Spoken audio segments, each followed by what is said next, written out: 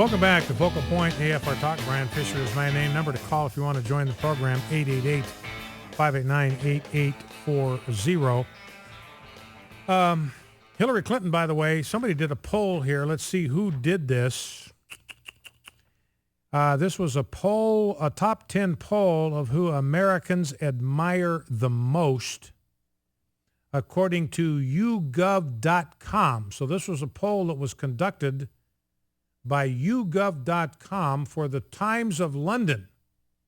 Most admired person in the world is Bill Gates, even ahead of Pope Francis and President Obama. Dead last, Hillary Clinton. Of the top 10 people, she's dead last. In fact, she is less popular than Rush Limbaugh, who came in at the number 9 spot. Now, Scott Walker is the governor of Wisconsin. He's a guy that I like. He's been conservative, took on the teachers' unions up there, kind of busted their monopoly on education and all that, did good stuff. And he's a believer, shares our values, at least in his heart, doesn't appear to share all of them when it comes to public policy. And that's really the test. It's not whether you're personally opposed to abortion.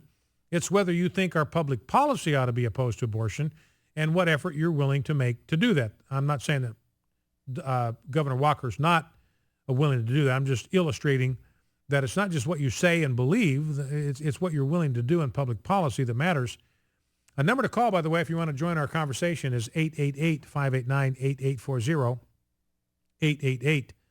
888-589-8840. And Scott Walker was on a Sunday morning or Saturday radio appearance on Mike Huckabee's show, and he said, look, and this is a slam against the Tea Party. Disappointed me to hear this from him because he said, look, you guys in the Tea Party, he doesn't say it exactly the way, but that's who he's talking to.